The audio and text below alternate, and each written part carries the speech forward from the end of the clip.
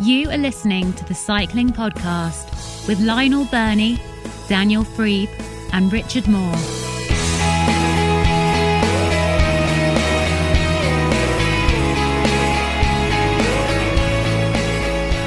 Hello, my name's Richard Moore. I'm with Lionel Birnie.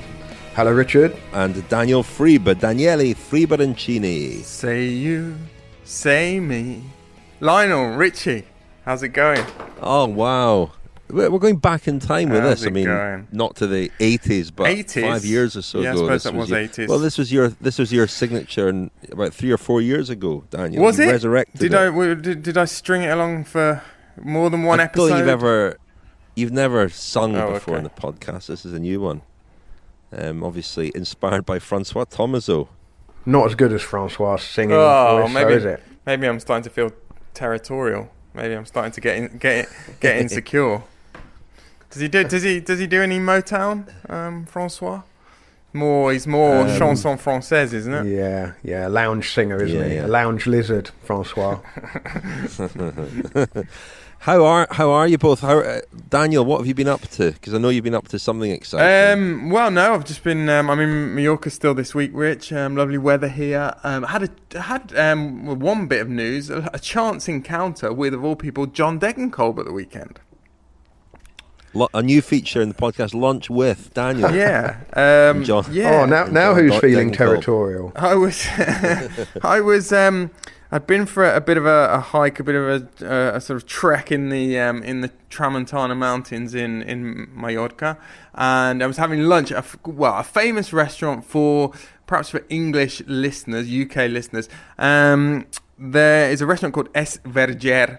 And it's halfway up, the hill mountain above Alaró, on which is perched the castle, the old ruin of the castle in Alaró. Anyway, this restaurant is about halfway up, and it became famous in the UK because Rick Stein, the TV chef, featured it in a program, and he said that the lamb he ate there was the best lamb he'd ever tasted. Anyway, I've been there a couple of times.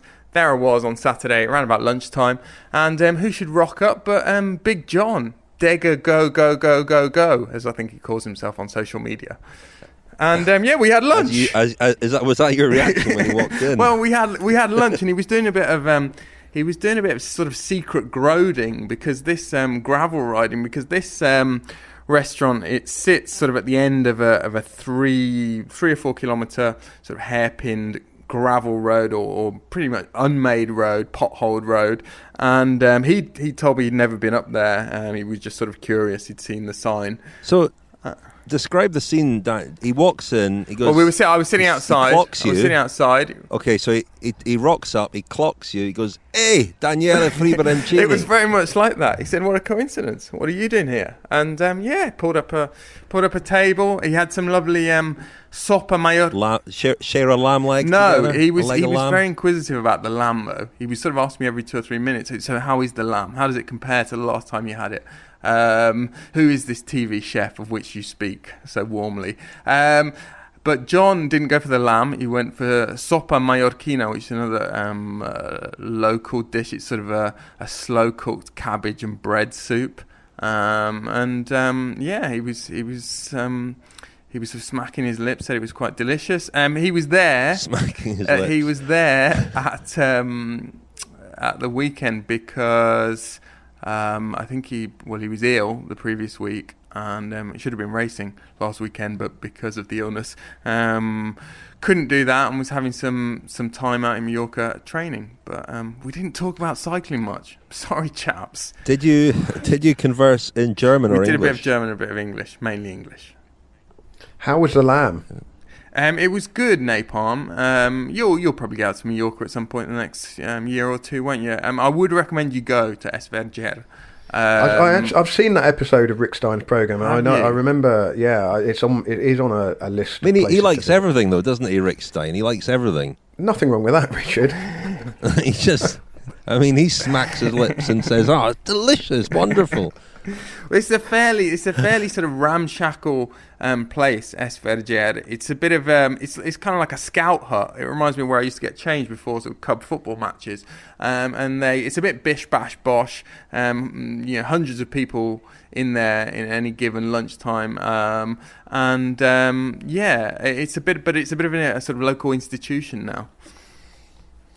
Rick Stein actually he's just done a program touring around France and starting in Brittany, working his way down to Provence, and he stopped off in Troyes and tucked into some andouillette and even watched it being made.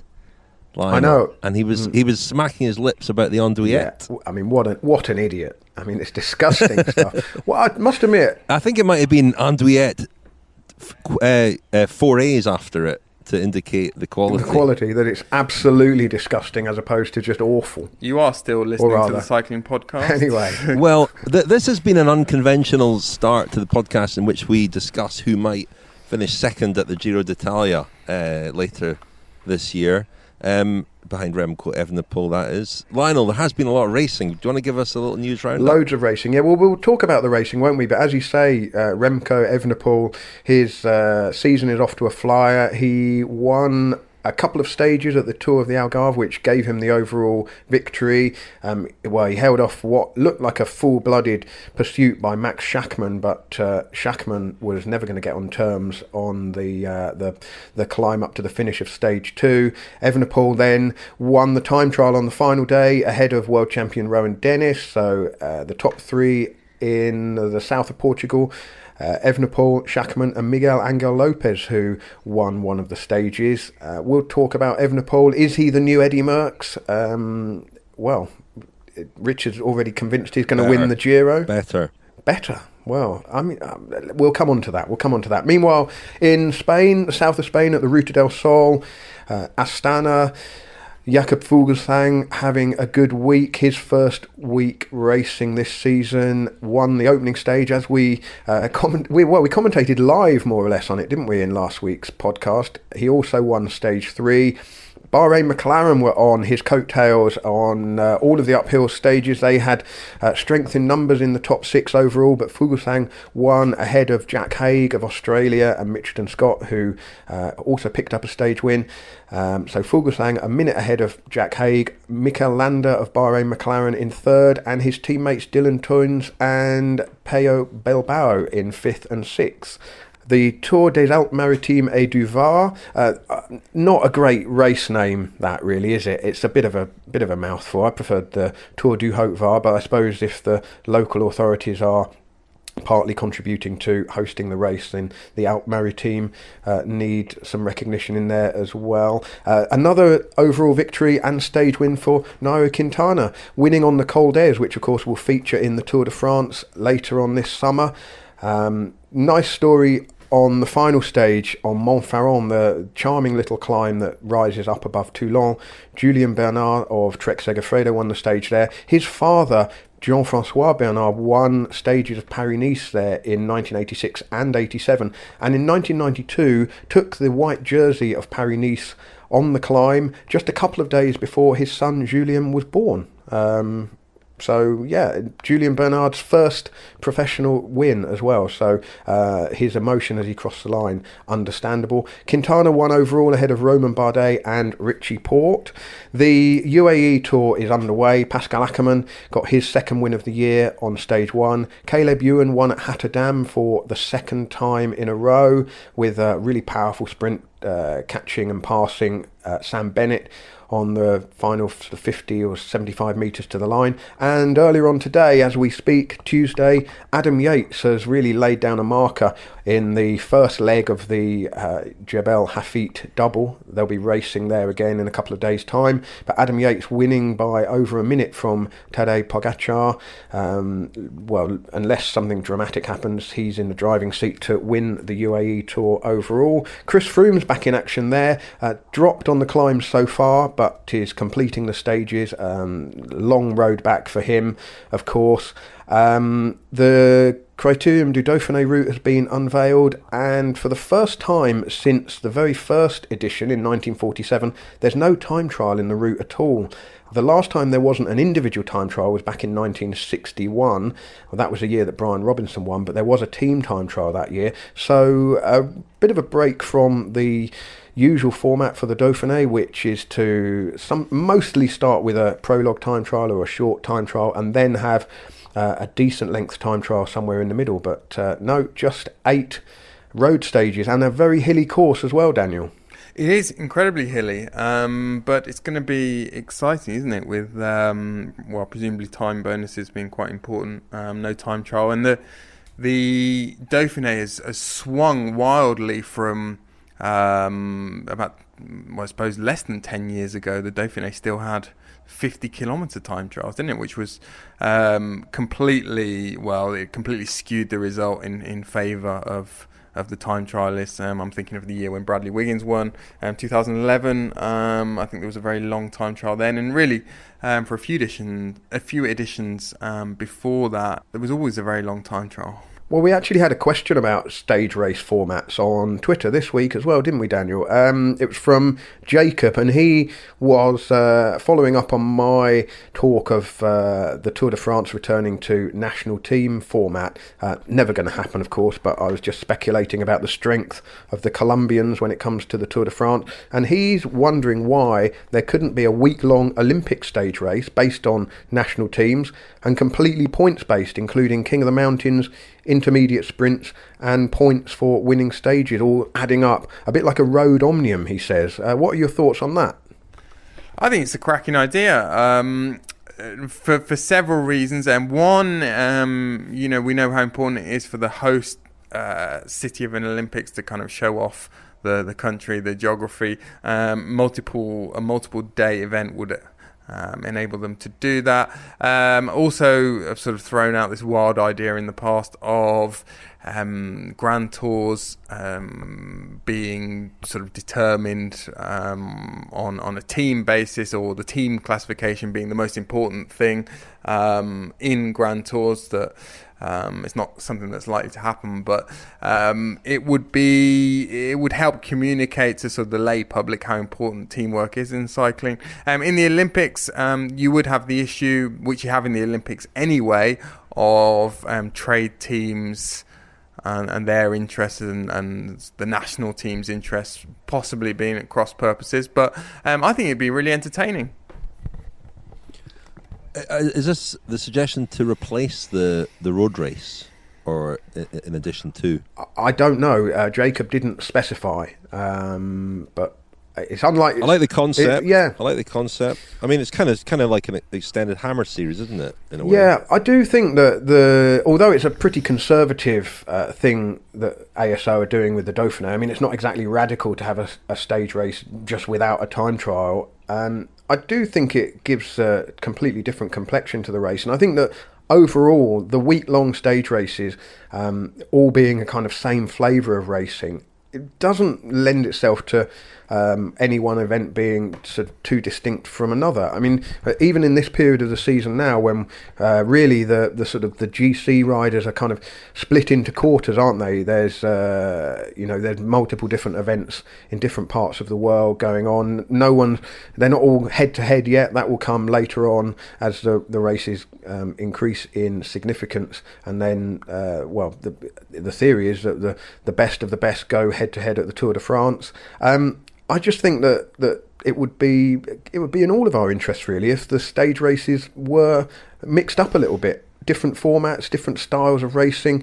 Have a team stage race at some point during the season. I think there's there's quite a lot of potential for somebody to give their event a unique flavour. But the problem is that everything is all kind of we're so kind of wedded to the idea that the lowest aggregate time means the best rider of the race, and well, it's a bit like the issue with golf tournaments, Daniel, isn't it? The whole season is all stroke play, apart from maybe the one or two match play tournaments, and yet in golf there are loads of different formats that could be played, but the convention is, and what the sponsors want is a stroke play tournament, and I suspect that's broadly the same with stage races as well. People don't want to be the kind of the associated perhaps with something that might be seen initially as gimmicky. Yeah, I mean, we've said before about the Hammer series, haven't we, that I think their issue with the sort of established cycling public has been to get people to watch it once, and once they've watched it once, they actually enjoy it and they sort of appreciate the format. But people do have a tendency to sort of turn their nose up as soon as they detect any kind of gimmickry. Just to wrap up the news then, some breaking news today is that HSBC is pulling out of its sponsorship deal of British cycling after the Olympic Games in Tokyo later on this year, or rather at the end of 2020, which is 4 years into the 8-year deal. There was a break clause in the contract halfway through, and HSBC is exercising its right to take that break midway through the sponsorship deal. We gather it's due to refocusing its UK marketing efforts, and the British cycling search will be on for a new sponsor from 2021. Any more intel on that, chaps? What's going on there? I mean, what did HSBC hope to get from that sponsorship, or what did they think they were getting when they signed on? I think as well as an association with the British cycling Olympic riders, there was also the participation scheme, trying to get 2 million people cycling by the end of 2020, and British Cycling released a statement to say that they're on course to exceed that milestone. I'm always, the numbers of people on riding bikes, I've never really dug into exactly how they're measuring these figures, but it's certainly, British Cycling has always sold its sponsorship based on an association with the Olympic team riders, but also a strong bid to get people riding bikes, and participation being the key. And I suspect that was what was appealing to HSBC at the start. Once the Olympic Games in Tokyo are over, you could argue that basically the sponsorship has reached a point where it's exhausted the benefits it's going to get. And so, if there's a break clause halfway through, 4 years is actually quite a long time in the world of sponsorship, isn't it? And what's become apparent is that there's a sort of glut of champion cyclists and diminishing returns for them. Certainly, I was speaking to Callum Skinner a couple of weeks ago, who did win an Olympic gold medal in Rio, and he was talking about Olympic gold medalists who cannot get sponsorship deals. There are just too many of them. I mean, in the 2000s, the likes of Chris Hoy and Victoria Pendleton had huge profile and sponsorship deals because they were so unusual, and they were sort of pioneers in a way, and it's been very hard for the athletes coming behind them to follow them. And there's just a general sort of malaise around track racing, I think, at the moment. This is a global phenomenon. I guess Britain was unusual in that track racing was very popular for a while. But the Track World Championships are about to get underway, aren't they? And nobody seems that interested. Well, it's inevitable, I suppose, isn't it? That first generation, as you said, Rich, Chris Hoy, Victoria Pendleton, Bradley Wiggins, Mark Cavendish, Geraint Thomas, of course. They really hoovered up the media attention. It was a fresh, brand new story at the time, and the sort of the subsequent generations of how can they exceed the achievements of the people who have gone before them? And when you look at the British cycling lineup at the moment, no doubting that there are some absolutely excellent performers, but in terms of breaking into the sort of mainstream consciousness and becoming sort of the bankable stars of sport, not just of cycling, really Laura Kenny is the bankable star, isn't she? And there's not a great deal else that kind of captures the imagination in quite the same way. I do also, although I gather the publicity around Dr. Richard Freeman and all of the The Bradley Wiggins Fancy Bears hack is not a factor in HSBC's decision. It's inevitable that people will draw that conclusion from this news today, I guess. Isn't there also, chaps, in the wider context, problems, you could call them that, or certainly strategic changes that HSBC is undergoing as a company? Well, there are certainly job losses on quite a large scale at HSBC. So in that context, it's obviously, often marketing activity that gets cut as well, isn't it? So maybe not a surprise. The Cycling Podcast is supported by Science in Sport. Science in Sport. Fueled by science. Thank you very much indeed to Science and Sport for their continued support of the Cycling Podcast. And you can still get your 25% off with the code SISCP25 at scienceinsport.com. That's SISCP25. Just before we go on to talk about Remco Evenepoel, Corrections Corner, quickly from last week, we had a message from a listener called Theo Gegenhardt, who's pointed out that our discussion last week about the new UCI rule that allows development team riders to ride for World Tour teams, it's actually been done already this season by Jumbo-Visma in Provence and Israel Startup Nation at the Herald Sun Tour. So there we go. So Jake Stewart for Groupama FDJ last weekend wasn't the first. Thank you for that, Theo. Do keep listening, even though we occasionally make errors. Now, we're going to talk a bit about how coronavirus might affect the racing. It's a developing story in Italy, really, and football matches being cancelled, bike races may well be under threat, and there's some big ones there in the next few weeks. But before we get on to that, the racing that has been run, well, Remco Evenepoel in Algarve was really the standout performance, wasn't it? It was. I mean, he's ridden 2 stage races this season and won both of them, and he's 20 years old. First year as a pro last year, he had a very good year. I think most of us imagined, for all his phenomenal talent, that it would take him 2 or 3 years to find his feet as a professional, because he's not even been racing his bike for that long. But he is quite the phenomenon, isn't he? And he said in Algarve that he's not quite at his best, that he's got a couple of kilos to lose before the Giro, and you do wonder what his ambitions will be going into the Giro.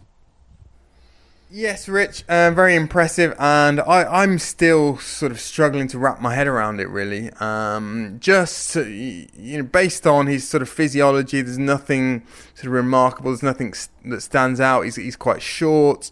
He doesn't particularly look like a sprinter, a time trialist, or a climber. Just kind of very average build, and just the kind of coincidence of what seems to be a bit of a genetic freak coming from the absolute sort of cradle of professional cycling in the world. It's not as if the Belgians have evolved over hundreds of thousands of years to be the best bike riders in the world.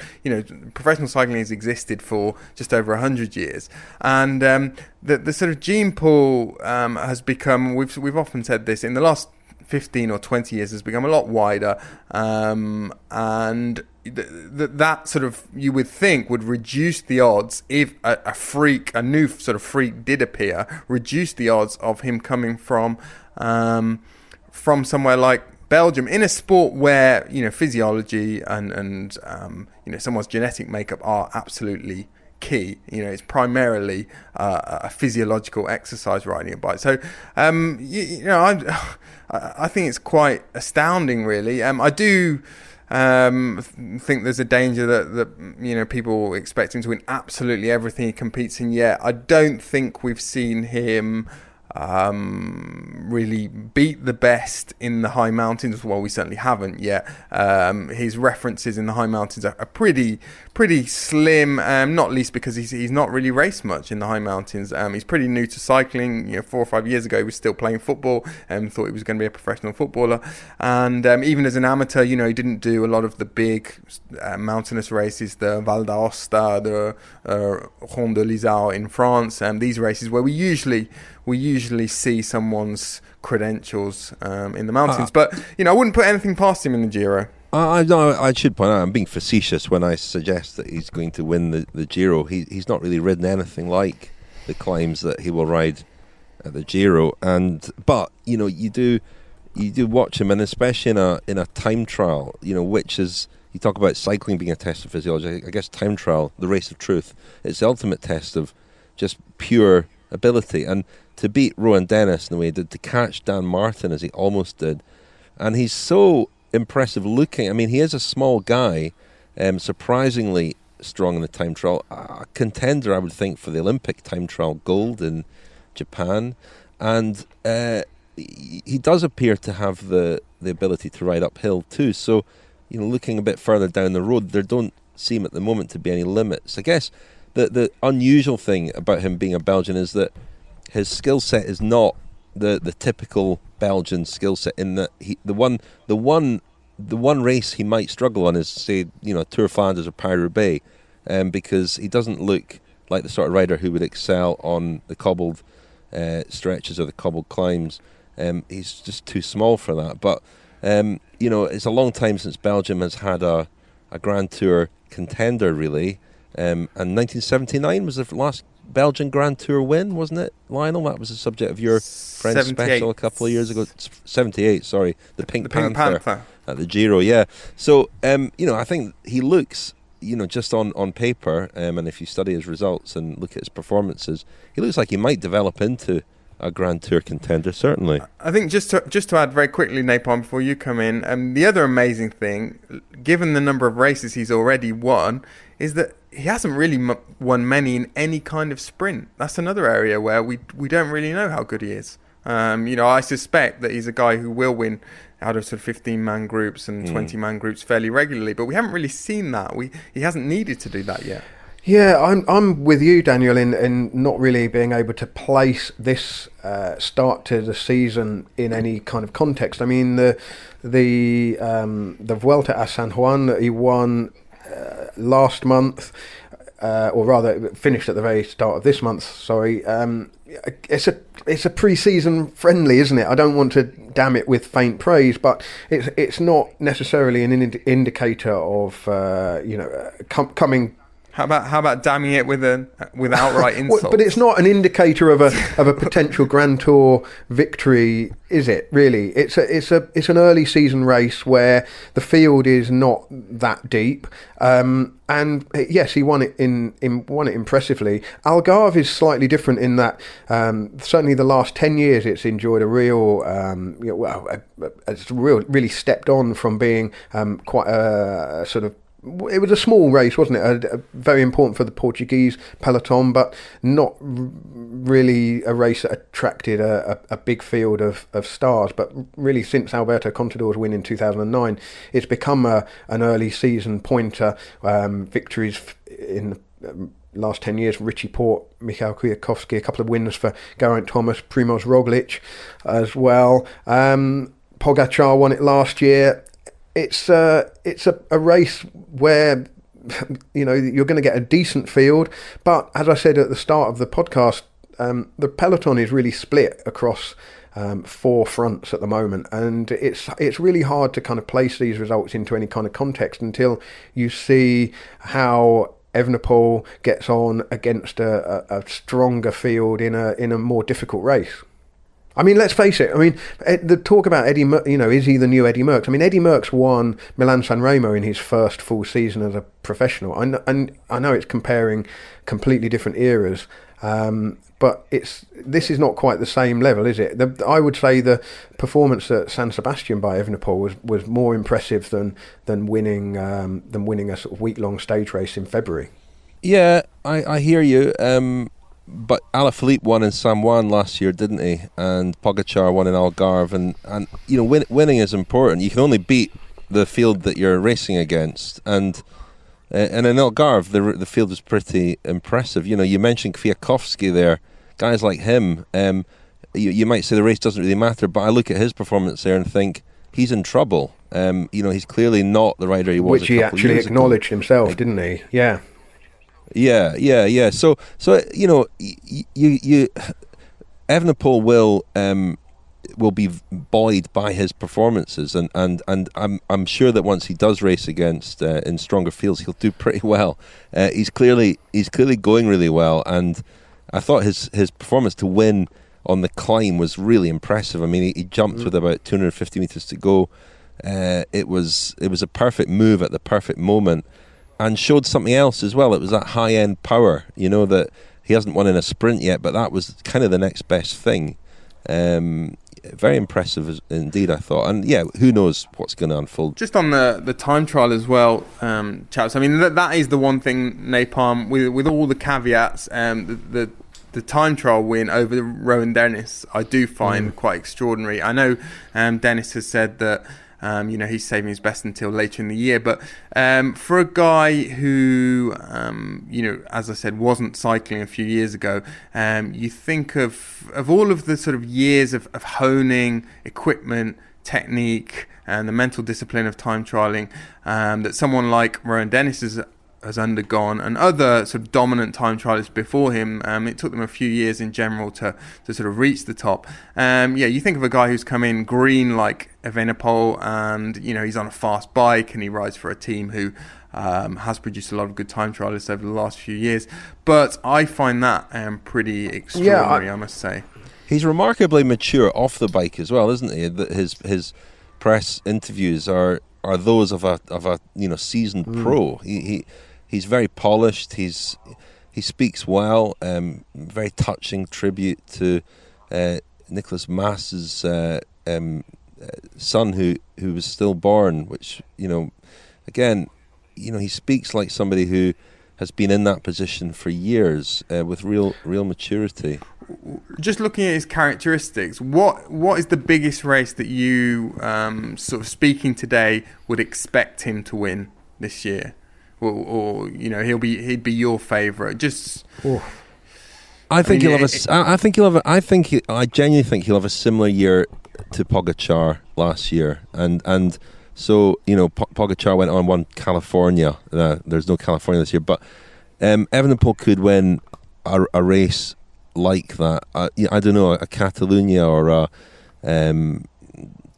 Tour of Poland, I guess, or something like that, and he could well, if he finishes the Giro, be in quite a high position overall, possibly. But again, we don't know about the high mountains yet, but I could see him having a similar year to Pogačar's I think, Richard, last year. you mentioned his temperament and how at ease he seems to be. I think that could be his biggest asset, because when we're talking about him in comparison to somebody like Pogačar, Evenepoel has a what could be a disadvantage in that he's Belgian, and he is going to be in that goldfish bowl of we know how kind of demanding the Belgian media can be, and how kind of analytical of performances they can be, and just the breadth of coverage and the level of expectation in a country that is absolutely cycling mad, which is not necessarily something that Pogačar would have to contend with to the same degree. And I suppose I'm certainly not trying to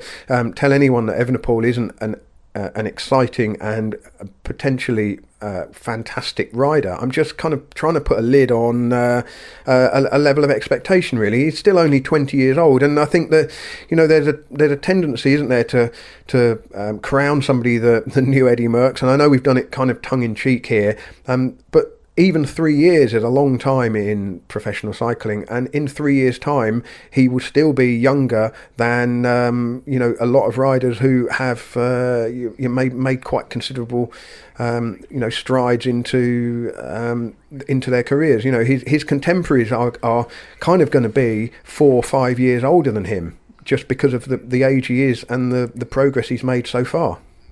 And just as one very final note of caution, chaps, as I pointed out to someone on Twitter, I think a few days ago, the Italian Giambattista Baronchelli was 20 in 1974, finished second in the Giro, 12 seconds behind Eddy Merckx, never won a Grand Tour.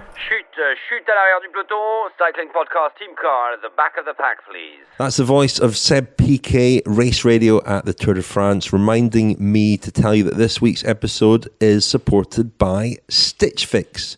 Stitch Fix is the online personal styling service where an expert stylist picks clothes just for you based on your taste, size and budget. It's really easy. Go to the website, fill out the style quiz about your clothing preferences, shapes, sizes and what you like to wear. Then it's over to your stylist who'll hand select and send to you 5 items of clothing so you can discover new looks without the effort. They've got loads of great brands available, some well-known ones that you'll have heard of, as well as others you won't have heard of, including their own exclusive items. So you won't have the same shirt on as everyone else. And the best bit is it's just £10, and that's with free delivery and returns.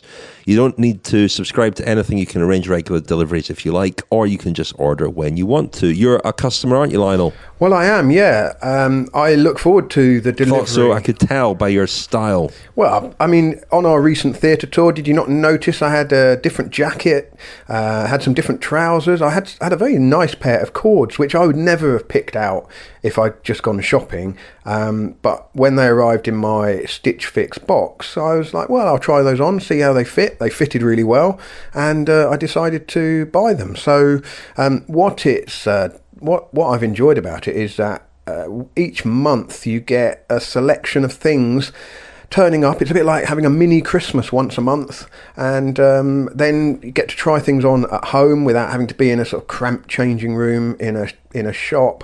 And well, as you just said, Rich, you can pick and choose, send back the items that don't quite work and keep the ones that do. So I've been very satisfied with my Stitch Fix so far.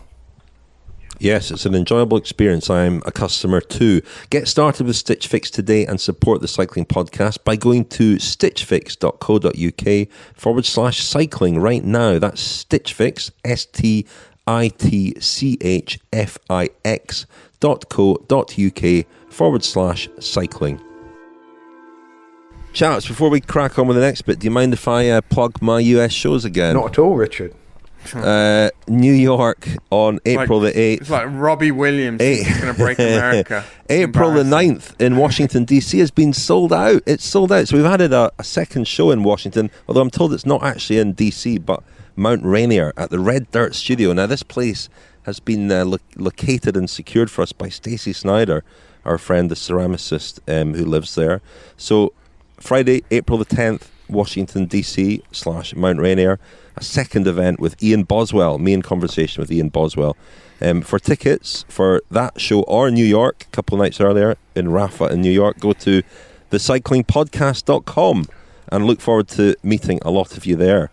Now, Lionel, what's the latest on your Next Friends special? We released at the weekend to commemorate the 90th birthday of Jean Bobet, a special from a couple of years ago when I went to visit him, the brother of Louison Bobet, a rider who raced with Fausto Coppi, Jacques Anquetil and all the other stars from that era. So we released that on Saturday, so that's in the feed for anybody who's signed up as a friend of the podcast recently.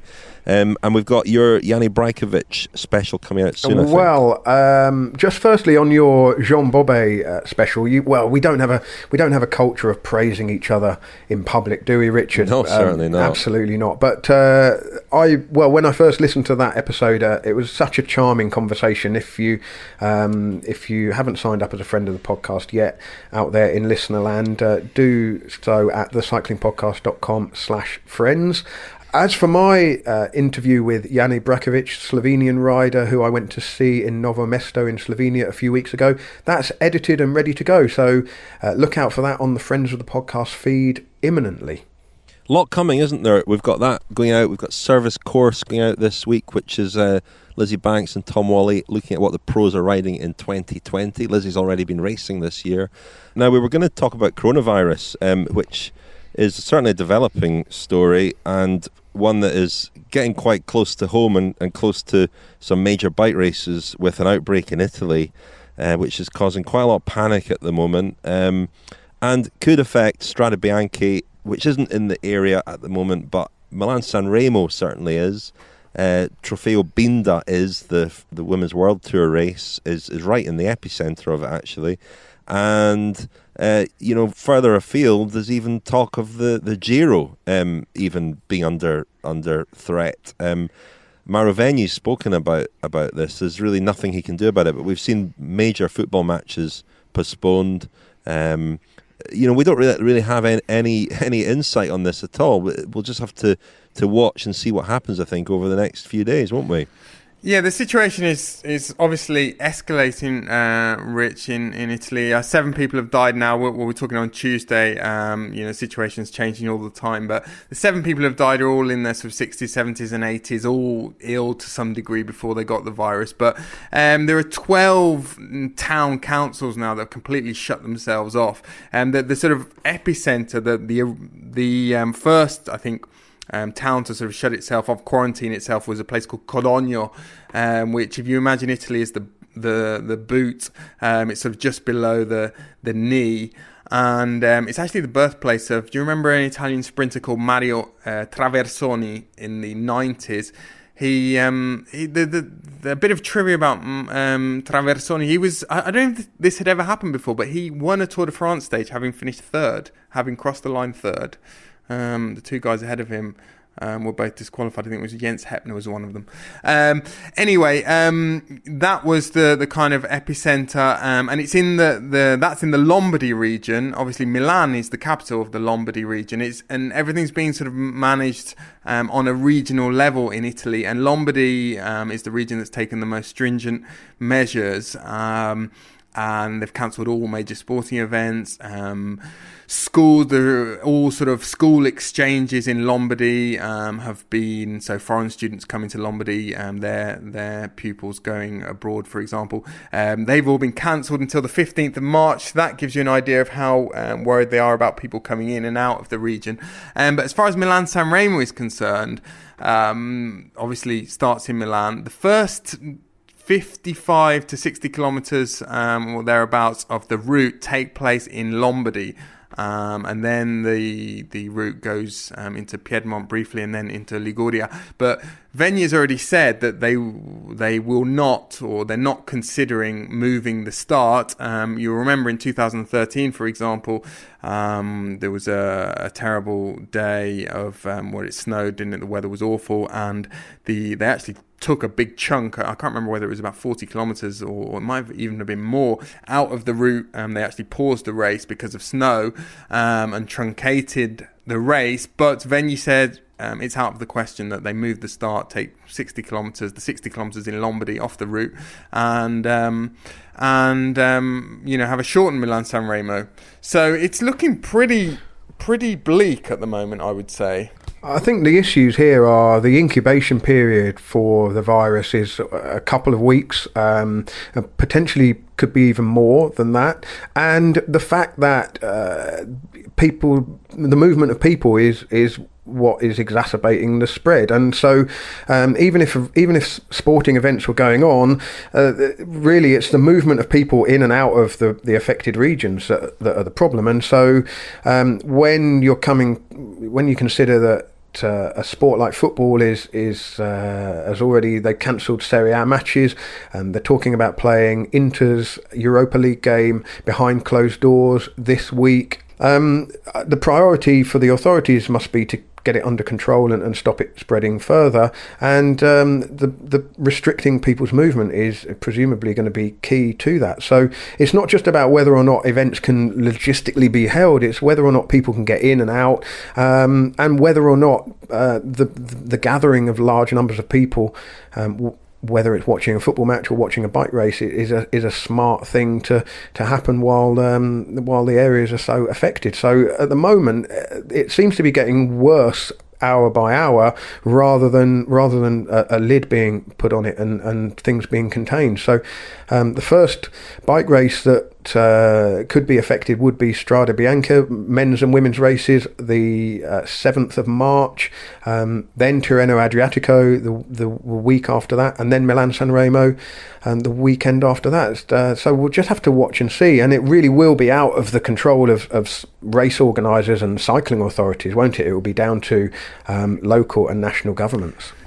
I was just thinking, chaps, this week about how the Milan-Sanremo route has been altered in the past, and it reminded me of a story, a quite famous story in Italy that's not strictly speaking linked to Milan-Sanremo directly, but I mentioned where, how much of the Sanremo course is in Lombardy.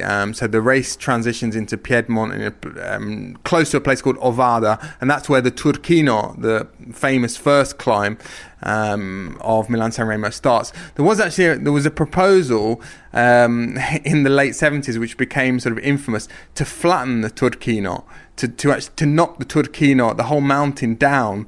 There was a famous show on Italian TV called Portobello.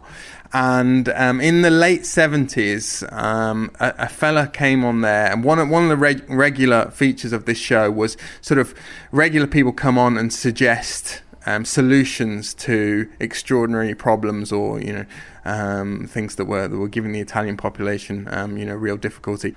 And this chap from Milan, this tram driver, came on and he said, right, I've got a solution to the fog in northern Italy. The fog that is a real sort of facet of life all across northern Italy, and he said that if we basically open a window onto the Mediterranean Sea, we can get rid of the fog. And the way we do that is we flatten the Turchino, we knock it down, and this became quite a famous episode in Italian sort of history and cultural life, so much so that it was mentioned in a speech by the president of Lombardy, the Lombardy region, a couple of years ago. Chute à l'arrière du peloton, cycling podcast team car at the back of the pack, please. That's Seb PK again to remind me to tell you that this episode is sponsored by Laka, bicycle insurance powered by you. A community of cyclists all joining together to provide insurance cover for your bikes and equipment with lower premiums and speedier settlements in the event that you need to make a claim. Let's hear from one of Laka's happy customers, Jun Seki. I am a co-founder and CTO of a startup called POC, and I have been with Laka since 18 September 2018. I choose Laka simply because of business model. So I was with other insurance provider. I find myself paying a premium price and didn't get much out of that. And then I find out Laka launching this community-based pricing model, which is very appealing. So you only claim when you had accident, your bike got stolen, and all the price you've been charged monthly is based on the community, how many claims has been through. So I find that's a very fair model compared to others. The latest incident was my bike got stolen, and then I find out register my bike on the stolenride.co.uk, and someone from Poland contacted me saying my bike has been advertising on the Polish website. So I forward those information to the police and to Laka as well. Jonathan from Laka was helping me to investigating and essentially trace down the thief and providing all the essential evidence to the police. So I think he was being really helpful throughout that process. And the case is still going on, so hopefully I can get my bike back. Also, my other experience with insurance claim with them are very, very convenient. So I simply make a claim, submit all the evidence, record a video, and then they will respond me in 2 or 3 days, and I can get my claims through, either buy a new bike or get a compensation for my stolen bike. Yeah.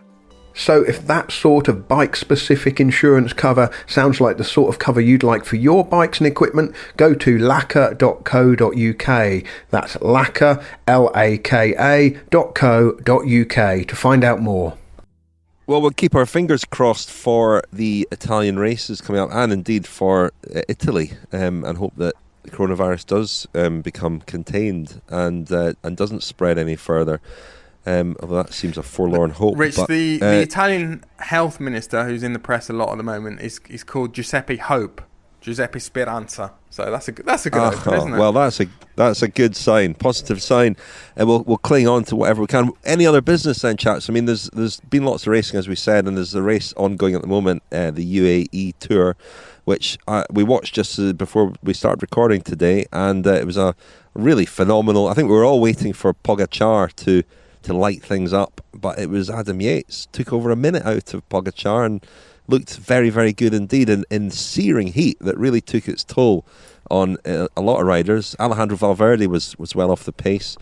James Knox seemed to be suffering in the heat as well, and quite a few other riders too. So the race was really blown apart today, and Pogačar looked good. He'll have another chance up there, of course, but Adam Yates looked exceptional. Well, we've talked before, haven't we? A couple of weeks ago, I think I mentioned that Pog doesn't like the heat, or certainly that's right. Not as yeah. much as he likes the sort of murky, cold. And I guess we saw that today. I mean, I looked at the temperatures and they were around about 28, 29, 30 degrees in Dubai. So, yeah, that may have been a factor, but it's a huge win, isn't it? In the same way that Quintana's win Mont Ventoux was by a huge margin last week. Adam Yates won by over a minute. Well, they'll have a chance to do it all over again on Jebel Hafit on Thursday, won't they? Quite like this two-legged affair on the same mountain, a few days apart. This might be something that one of the Grand Tours could do in the future. It's been done in the past, I suppose. They went to Alpe d'Huez twice in 1979, didn't they? A long time ago now. But seeing how it plays out. Tourmalet 2010 in the Tour, but they did opposite sides. Opposite sides, yeah. And of course, in the Dauphiné, they'll be going up to Megève, do two different routes on the final weekend. I quite like it. It's interesting. In 2011, did they not go over the Galibier twice, but on two different days? Why do you like it? On different sites. Why do I like it? I don't know. I think because it gives you the opportunity to draw comparisons. Who went well on stage, the first stage, who went well on the second stage. I mean, there is now Richard alluded to it there, a kind of a revenge match opportunity for Pogačar, isn't there? When did Pog become Pogačar? I noticed you've been very... Good question, yeah. Well, how is it? How is it said? No. Pogačar.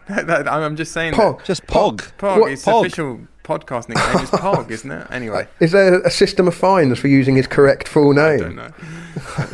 I did notice that Pog... He hasn't written a plog about it, has he? I did notice that Pog was twiddling a fancy little gear on that climb today, whereas Adam Yates was in the big ring most of the time.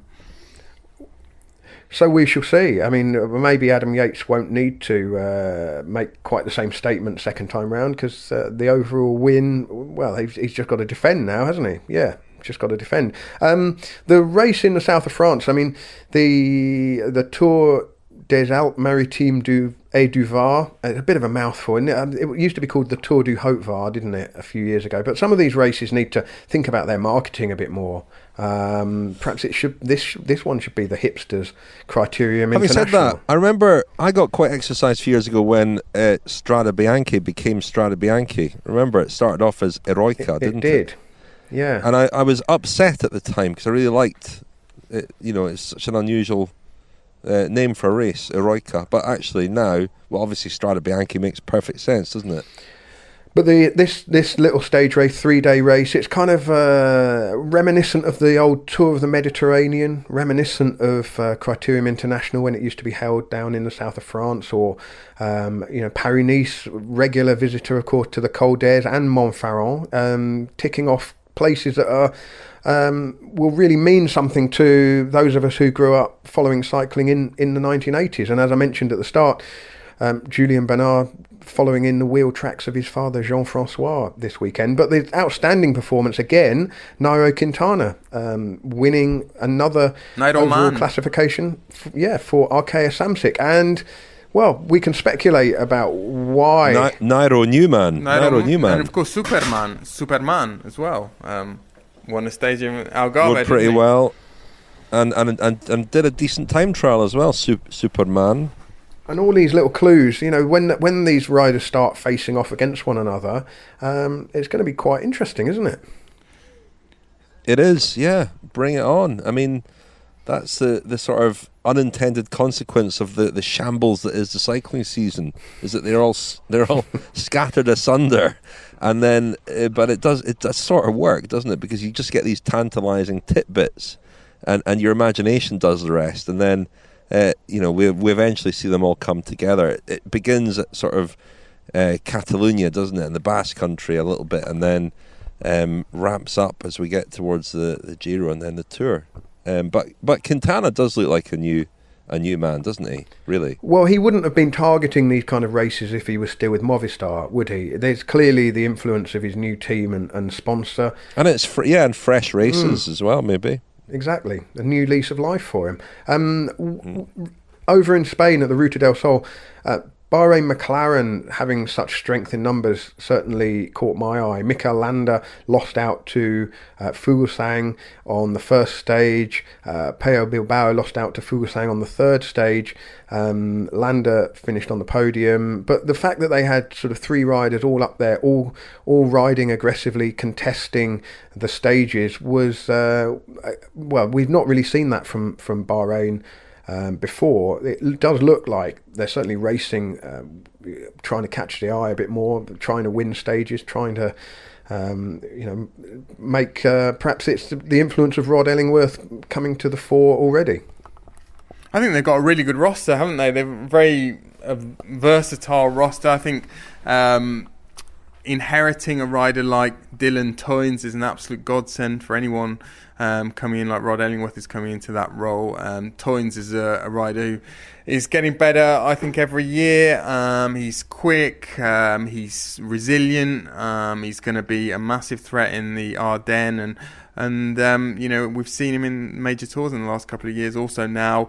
Having, for a couple of years been a bit of a nearly man, he's starting to sort of convert the opportunities that he does create for himself, particularly on the steeper climbs.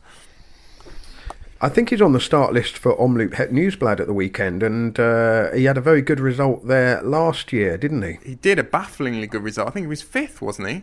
He was, yeah. He was in a move with Stybar, Van Avermaet, Wellens and Lutsenko, so perhaps not a surprise that he finished fifth out of the five, but really was a surprise to see him there. Who won last year? Was it Stybar? Stybar won last year, yeah. That's right, yeah. But the other... Well, Wellens, I suppose, not someone you would have previously associated with the cobbles either. It was a funny move, that really, the mix of riders in there. But yeah, Toynes on the start list again this year, and of course this is the start of the season proper this coming weekend, Richard, and you'll be there. I'll be there, Lionel, heading over that direction on Thursday morning for a special assignment in the morning, and then going to hang around and get Het Nieuwsblad, and then it's sort of ugly sister, Kern of Brussels Kern, which very much after the Lord Mayor's Parade, isn't it? It's a kind of funny race, but very low key for a race in that area as well. But for that reason, it's great for talking to riders at the start. Het Nieuwsblad's it is a mini Tour of Flanders, and it has all the kind of razzmatazz that Flanders has, really. So looking forward to it. Yeah, it should be good. Just finally, chaps, I missed my cue a few minutes ago when we were talking about race names. Were you guys aware of a race that takes place in Tunisia, or certainly has done, called the International Cycling Tour of the Central Pharmacy? It's a UCI 2.2 race, and I think the last edition was written in 2018, and one of the stars of the show was friend of the podcast, Davide Rebellin. Definitely one that you want on your palmarès, isn't it? That one, I think. Slightly unfortunate. There's been a few unofficial champions of the Tour of the Pharmacy. If anyone knows more about, or if any of the listeners have been to the International Cycling Tour of the Central Pharmacy of Tunisia, then by all means get in touch and let us know. Would you say that's your favourite race name, Daniel? I think so. It takes some beating, doesn't it? It's certainly up there. Richard, favourite race name? Yeah, no, I can't think of anything to beat that at all. I always used give me to... Give me a week to think about it. Let us know next week. I always used to like the Gulden Sporen Tweedaagse in Flanders, the Golden Spurs 2-day. I thought you said Sporran. I thought that was maybe one Ali Hodge might be targeting. It's another name for the Tour of Scotland. Yeah, the Golden Sporran. Oh dear. Sorry, listeners in Scotland. I didn't mean it. Excellent. More on the Okay. It's named after the Battle of the Golden Spurs. I think I talked about this in the Lionel of Flanders a few years ago. The Battle of the Golden Spurs was a big deal in Flanders. Took place in and around the area of Kortrijk, and was a battle between the Flemish and the French, I think. Another belter, chaps, was the tour of the Frankfurt airport. Do you remember that? The Tour of Frankfurt Airport. What was it called in German? The rund den Flughafen, den Frankfurter Flughafen, or no, actually rund den Flughafen Köln-Bonn. So it's actually wrong airport. Similar area of Germany, but it was Cologne and Bonn airport. For stage 1, Terminal 1 to Terminal 2. Oh dear! And then a criterium round the baggage reclaim belt. Very tight corners, but great to watch. No cheating by bunny hopping onto the moving conveyor belt. Dear. We'd really better wrap up for this week, I think, before this veers into the surreal. Well, before we go this week, and I should say, actually, we've got some big news for the cycling podcast in next week's episode, so do tune in for that. But we must say some thanks to friends of the podcast. So for me, a big thank you to Andrew Geddes, Peter Bowden, Will Whitmore, Derek Morgan, Sean Donahue, Bernard McNally, Kyle Doman, Simon Hall, Louis Verne, and Sterling Swaim. And a big thank you from me to Penelope Economou, Ralph M. Sander, Martin Norris, Mike Longshanks Hetherington, Kevin Moret, Andrew Dickey, Elaine Pearton, Stephen Greer, and Giles Edwards. And a big thanks from me to someone like myself with Polish origins, by the sound of it.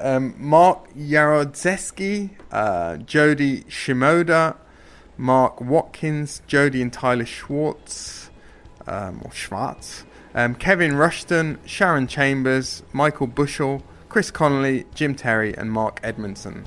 And also thanks to Francesca Osowska, who I met at the weekend and told me to say thanks to her for being a friend of the podcast in this week's podcast. Thanks, Francesca. Thanks, Daniel. Thanks Lionel. Guys. Thanks, Richard.